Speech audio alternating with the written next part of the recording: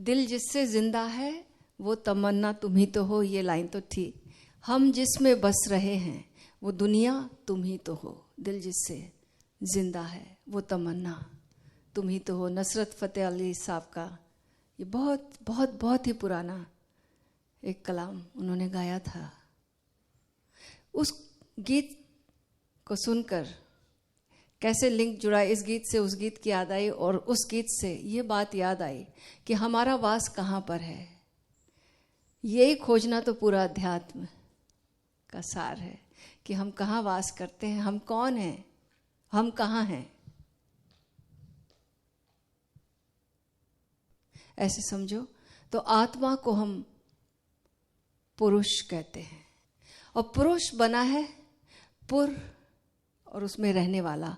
पुर का अर्थ होता है नगर, नगरी। वो कौन सा नगर है जिसमें वो पुरुष रहता है?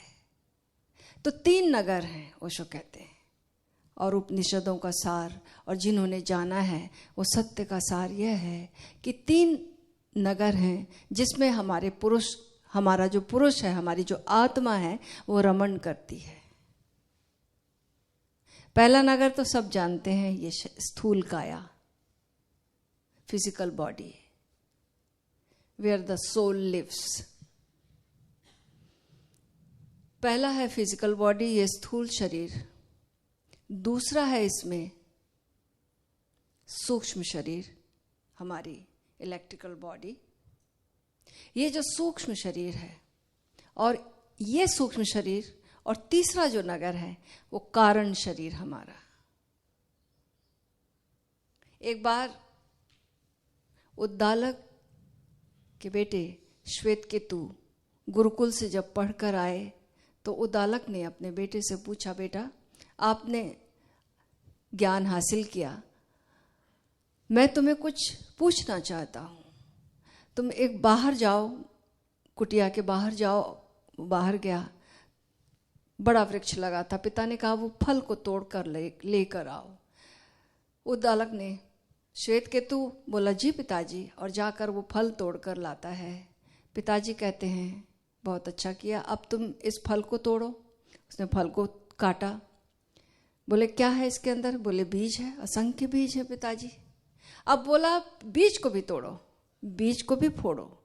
बीज को जब तोड़ा, अब क्या है? तो बोले कुछ नहीं है पिताजी, बीज तोड़ोगे भी पीछे अंदर कुछ भी नहीं मिलेगा। तो उद्दालक ने कहा बेटा जो कुछ नहीं है वहीं से इस बीज का आगमन हुआ है और इस बीज से फिर वो वृक्ष बना है, फल आए।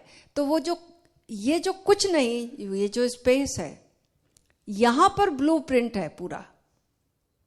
कंकड़ को बो दोगे तो पेड़ नहीं आएगा, लेकिन उस बीज को बोओगे जिसको कि तोड़ने से कुछ नहीं मिलता, उसको बोने से अंकुरण होता है और अंकुरण से फिर पौधा और फिर वृक्ष और फिर फल और फिर फलों के बीज, और ऐसा साइकिल चलता जाता है। तो जहां कुछ नहीं दिखाई देता वो, तो ऐसे ही हमारा ये दिखाई देने वाला एक शरीर है और दूसरा एक शरीर है जो कि दिखाई नहीं देता है, उसको सूक्ष्म शरीर कहते हैं। फिर भी वो सूक्ष्म है और फिर इसी सूक्ष्म के भीतर और एक शरीर, कारण शरीर जिसको कहें, वही हमारा कारण। जैसे बीज, वृक्ष का कारण वो बीज के भीतर की स्पेस थी, उससे बीज आया था, ऐसे ही हमारे पूरे अस्तित्व का जो कारण है, वो जो नहीं दिखाई देती स्पेस, वो आकाश, वो कारण शरीर। ये 3 शरीर जब एक लय में आ जाते, कह लो, ये 3 शरीर जब डिसॉल्व हो जाते हैं, कह लो, या यूं कह लो कि तीनों शरीर का जब लय हो जाता है, तब हमारी जो जीने की क्षमता है, तब हम परम आनंद में, तब हम अखंड आनंद में जी सकते हैं। और हम जीते हुए, जागते हुए फिर मर सकते हैं, और जागते हुए मरने के बाद फिर हमारा अब कोई जन्म नहीं होता, क्योंकि हम सारे बंधनों से मुक्त पार होकर जाते हैं। तो कैसे हम इन 3 शरीरों के पार जा सकें, कैसे ये एक लय में आ सकें, कैसे इनके पार हमारा जाना हो सके, इनसे मुक्त हो सके हमारी चेतना, उसका सूत्र है ठीक वही सूत्र जो समाधि का सूत्र है, जागरूकता, ध्यान। ध्यान से हम जब जिएंगे तो पहला यहीं से शुरू करना पड़ेगा। ये जो स्थूल शरीर है यहां से शुरू करना पड़ेगा। तो यहां पर हम दिन भर जो भी क्रियाएं करते हैं, जैसे हम जीते हैं, जो क्रियाएं करते हैं, उनमें हमारी जागरूकता बनी रहे, हमारी सजगता बनी रहे, हम वही रहें जो हम कर रहे हैं। तो दिन भर ये मेडिटेशन की जो धागा है वो पूरी क्रियाओं में पिरो लिया जाए अगर, तो ये जागरूकता हमें पहले शरीर से मुक्त करती है। जब हम जागरूक रहेंगे तो कोई व्यक्ति हमें क्रोध दिलाएगा तो हमारा ध्यान व्यक्ति पर नहीं जाएगा, हमारा ध्यान जहां क्रोध आ रहा है वहां जाएगा, जिसे क्रोध आ रहा है वहां जाएगा। जब वहां जाएगा, वहां जाने मात्र से क्रोध विसर्जित हो जाएगा। और जब हमारी जागरूकता बनी रहेगी, परिस्थिति पैदा हो रही है और हम जागे हुए हैं, तो एक दिन आएगा कि हमें क्रोध भी नहीं आएगा। तो धीरे धीरे ये जागरूकता जो है इन घटनाओं का, जिनको कि हम जिनका एसेंस जो है वो सूक्ष्म शरीर में डालते हैं, वो खत्म होता जाएगा। ये घटनाएं होश पूर्वक होती जाएंगी। ये जागरूकता, ये जागरण हमें पहले शरीर से मुक्त करेगा। पहले शरीर से कला पूरी एक ही है, राइट माइंडफुल में जीने की, जिसको भगवान बुद्ध ने सम्मा सती कहा, राइट माइंडफुलनेस कहा।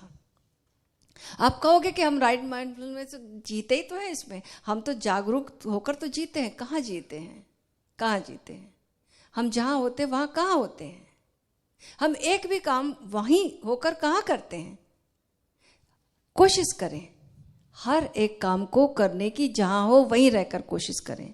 जब हम मंदिर में आते हैं, बाहर आते हैं, दरवाजे पर आते हैं, अपनी चप्पल उतारते हैं, चप्पलों को जरा इज्जत पूर्वक, वहाँ बहुत अच्छे रैक बने हैं, वहाँ रखो। यहाँ से ध्यान की शुरुआत शुरू हो जाती है। याद रखना, ये बाहर का हिस्सा नहीं है। कोई भी चीज हमारी जिंदगी की बाहर नहीं है, उसको एक्सक्लूड नहीं कर सकते। उतना हिस्सा अंधेरे में चला गया ना, तो हर एक हिस्सा, ये दिस वॉज फॉर एग्जाम्पल, ये एक छोटा सा उदाहरण है। मैं ये कहना चाह रही हूं, आप अपने घर में भी, अब जब जाएंगे अपने घर में तब ऐसा ही करेंगे।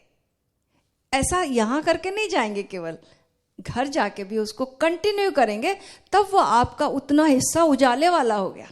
उतना हिस्सा आप जागकर राइट माइंडफुलनेस में जिए, है ना। और केवल यांत्रिक ढंग से भी बहुत लोग रखते हैं, साफ, वो बात नहीं है। यांत्रिकता के साथ नहीं, जागरूकता के साथ किस भाव दशा में आपने रखी। तो ये जागरूकता पूरे क्रियाओं में फैलाना है। ड्राइविंग कर रहे हो, खाना खिला रहे हो, खाना बना रहे हो, झाड़ू लगा रहे हो, कपड़े प्रेस कर रहे हो, whatever you are doing with great awareness. तो पहले शरीर से हम मुक्त होते हैं जब हम जागरूकता पूर्वक जीते हैं। अब जब हम दिन भर जागरूकता पूर्वक जिएंगे तो ये जागरूकता जो है ना, याद रखना, अब सपने में प्रवेश कर जाएगी। ये जागरूकता सपने में प्रवेश करेगी, और जब ये जागरूकता सपने में प्रवेश करेगी तो ये हमें सूक्ष्म शरीर से मुक्त करेगी।